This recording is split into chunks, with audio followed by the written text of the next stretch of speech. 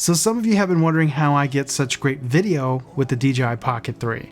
Well, in today's video, I'm going to go over all of my camera settings, and I'm also going to give you guys some tips and tricks in what I do in direct sunlight versus low light, and show you why this is probably one of the most capable cameras on the market today. Let's dive in.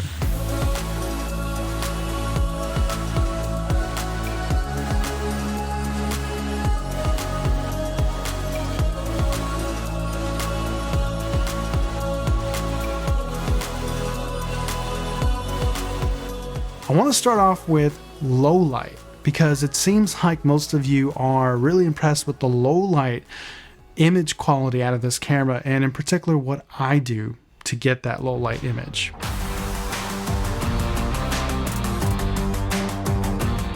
So low light image for me is actually really straightforward.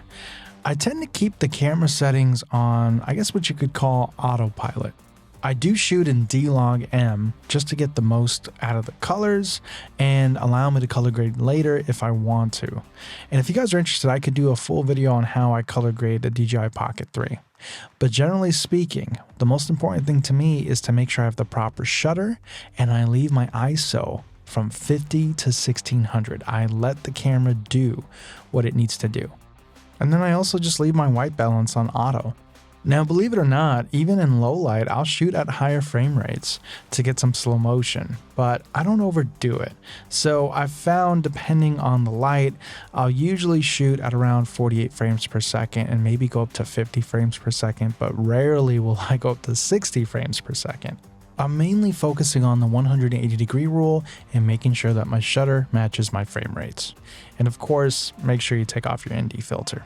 And let's talk about ND filters a little bit more.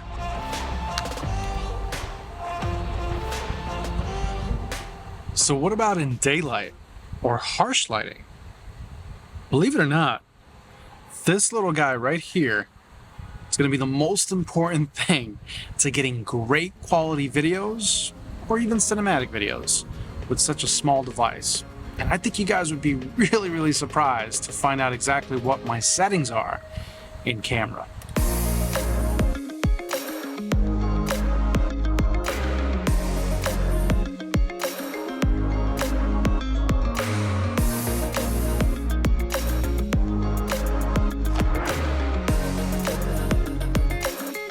I think if I can give you the best advice, it would be make sure you pick up good ND filters. Now, the majority of the time, ND Filter 64 lives on my camera. Now, as a backup, I like to keep the 256 inside the case. That's right, I don't carry a Pro Mist or anything else. I'll have the wide angle lens, but I prefer to carry ND filters. The ND filters is going to allow me to control my shutter, which is going to allow me to control the shutter angle and match it with the frame rates to give me that cinematic look, which I think is what the majority of you are looking for. Now, as far as camera settings, you probably guessed it. I'm shooting in D-Log M for color, my white balance is automatic, and my ISO again is ranging from 50 to 1600. I'm gonna let the camera take care of that for me. When it comes to frame rates, now in daylight, I'm always shooting in higher frame rates, between 48 to 60 frames, depending on what I'm trying to get and how slow I want the slow motion to be, or have the option to switch to slow motion in my B-roll footage. Again, shutter is one of the most important things for me. So if I'm shooting in 48 frames, I'm going to make sure that my shutter is 1/180th. And again, if I'm shooting in a higher frame rate, like, I don't know, 60 frames, it's going to be 1/120. I really like the 60 frames on this camera. It's very smooth and it looks really good. But the majority of the time, if your frame rate and shutter don't match, due to having a higher shutter speed because you can't control the light, it tends to look more action camera-like. So if you want good footage, get good ND filters. Now let's talk about internal audio for a second. I leave my channel on stereo, I don't apply any noise reduction, and I typically want the front-facing mic. And that's mainly because I'm going to be using it for scratch audio, because 90% of the time I'm going to be using a DJI Mic too. Let's talk about DJI Mic 2, which, if I'm being quite honest, I'm always using, but it's not my favorite mic system because of the sound quality that it has. I tend to think it's a little bit nasally. I actually prefer the DJI Mic 1. I already made a video about it if you're interested, and I listed all the reasons, but the DJI Mic 2 is hands down a lot better than the internal microphones. And the internal microphones I only use for scratch audio or for surround sound fill audio if I'm trying to get like ambient sounds. But typically speaking, with the DJI Mic 2, it's basically default settings. My input's pretty much at 0.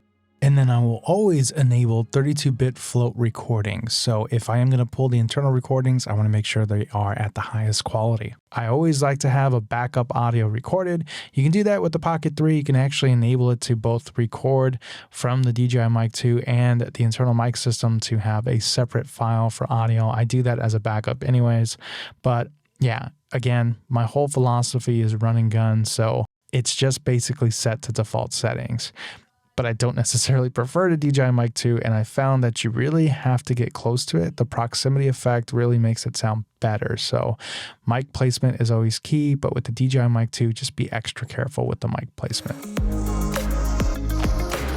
Okay, so low light is probably what most of you guys were really curious about, but I think daylight is equally as important, if not more important, because the majority of the time you're probably going to be shooting in daylight, and daylight can look really washed out and really, really bad if you're not paying attention to it. So it's no secret that the DJI Pocket 3 is really probably the most popular camera right now for all content creators, whether you're a big YouTuber, a big Instagrammer, TikToker, or you're just starting out. And even for business, like corporate environments, I've seen a DJI Pocket 3 being used as like a webcam, which is pretty cool. But I wanted to also stress that it's not a gimmick, right? I think we all know that. It's a camera that's very capable, and it's a lot simpler than you think. I'm not doing very much. I'm actually kind of an autopilot, and my settings for this camera are very much run and gun, and that's what I bought this camera for. I wanted to just pick it up and shoot with it. Anything beyond that where, you know, I really have to focus on the settings or even the lighting and start whipping out a lot of gear, I'm switching over to my Sony a7S III for content that requires that stuff. And if for anything that's more than that, that's, you know, a team and it's really being planned out, now I'm reaching for my cinema camera. So I do want to stress that this was never intended to be like a big budget camera for me. It was always intended to be a run and gun camera. So that's basically it. That's today's video. I hope you guys found it informative and entertaining. And if you did, please consider subscribing and joining our channel memberships. I'll catch you in the next video.